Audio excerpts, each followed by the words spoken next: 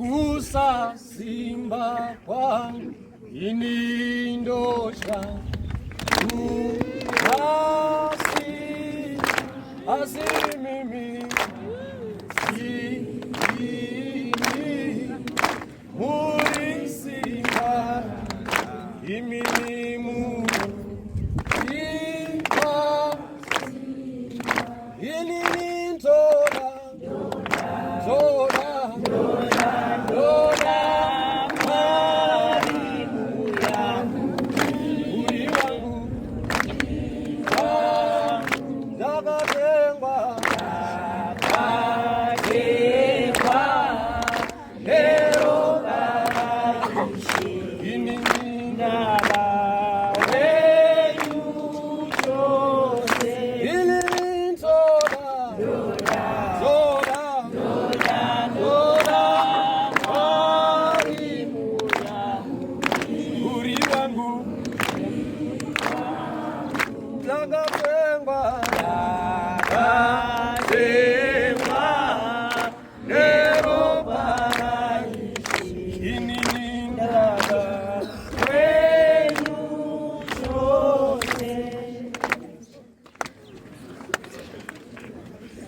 Muzita ra Jesu, haleluya.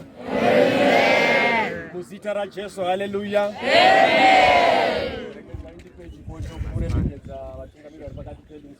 Haleluya.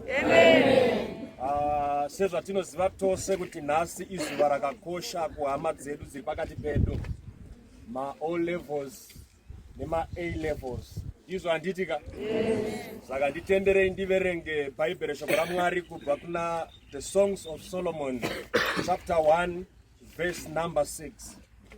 Look not upon me because I am black, because the sun has looked upon me. My mother's children were angry with me.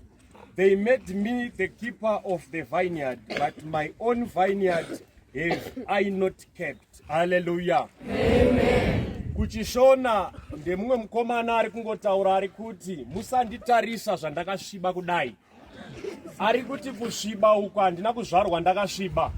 Chakakonzeresa kuti ndisvibe ndechekuti madzikoma angu akanditsamwira, ndokubva andichengetesa minda yavo yemizambiringa, ndokubva ndatsva nezuva ndiri kuminda yavo, asi inini munda wangu handina kugona kuchengetedza. Haleluya. Asi inini munda wangu handina kugona kuita sei? Kuchengetedza. Zvoreva kuti chinogona kutsamwisa madzikoma kana kuti chinogona kuita kuti madzikoma akuchengetese munda inhau yokuti zvauinazvo zvinogona here kuti iwe wega uzviitire nyaya dzako. Haleluya. Amen. Ndati chinoita kuti ufudze mombe dzamadzikoma inhau yokuti zvimwewo zvinoita kuti usafudza ng'ombe hauna kuzvigona kuzviita. Haleluya. Iwe unofunga here kuti kune munhu ane 80 A's dzake angafudziswa ng'ombe? Hazvibude handitika? Uine mapoints ako 15 akanaka ungafudziswa ng'ombe? Saka panapa mukomana ari kuti madzikoma angu akanditsamwira nechikonzero chekuti ndo zvandakaakwaya pakukura kwangu. Handina kuakwaya zvinhu zvine standard yokuti ndiendewo kumabasa kwavari. Saka vakanditi chimuning'ina, sezvo wakafoira zvawakaita izvi, chipfudza ng'ombe dzedu. Isusu tiri kutauni tichiita zvedu zvatinoita, tichidya patinoda, zvatinenge takutumira ikoko tikakutumira machanks rova ikoko. Haleluya. Haleluya.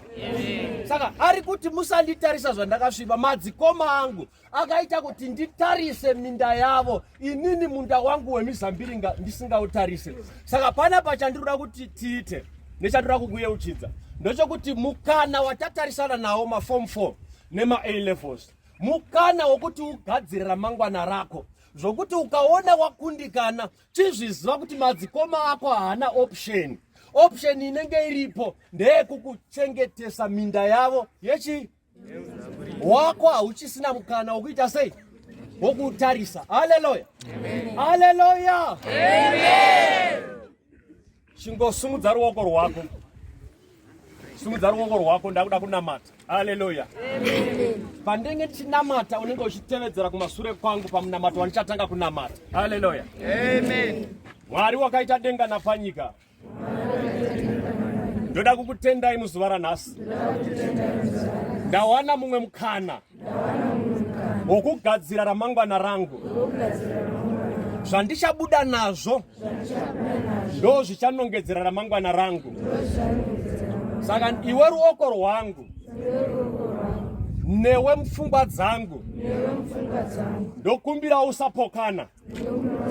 Zvandakaverenga ngazvibude mumusoro, iwe ruoko uzviisa papepa.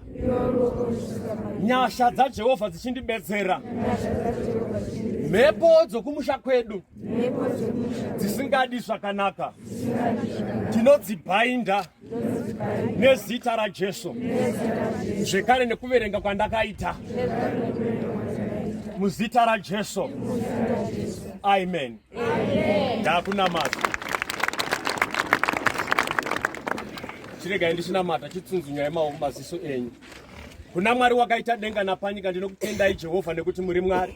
Ndiri kunamata ndiri pano pachikoro Mwari wakaita denga napanyika. Tarisai Mwari vakutarisana nemibvunzo zvavakadzidza. Imi muri Mwari mupenyu, muri Mwari mutsvene. Tinozviziva Mwari wakaita denga napanyika kuti tsitsi dzenyu dzichaonekwa pamusoro pevana venyu. Kune dzimwewo mhepo dzinoteverera ropa, mhepowo dzinoteverera marudzi, asi Jehovha ndaakudzirambidza nezita raJesu weNazareta. Nyasha dzenyu ngadzichivabata, muvakomborere pakubuda, muvakomborere pakupinda. Zvavakadzidza Jehovha zvidzoke pavanenge vava muzama. Ndanamatira nekudzinga mweya wokukanganwa, mweya wehanganwa ndinoudzinga nezita raJesu nokuti muri Mwari. Tsitsi dzenyu Jesu dzichaonekwa nechikonzero chekuti muri Mwari. Tinotenda kuti kana vakunda nenyika yokwedu yakunda. Tinotenda kuti kana vakunda nechikoro chedu chakunda. Kana vazoenda kumusoro vacharangarirawo chikoro chedu, vacharangarirawo nyika yedu. Nyasha dzenyu Jehovha ngadzivateverere, zita renyu rigokudzwa nekuti muri Mwari. Ndanamata nekutenda kuti muchavaitira zvakanaka nekusingaperi. Titi amen. Amen.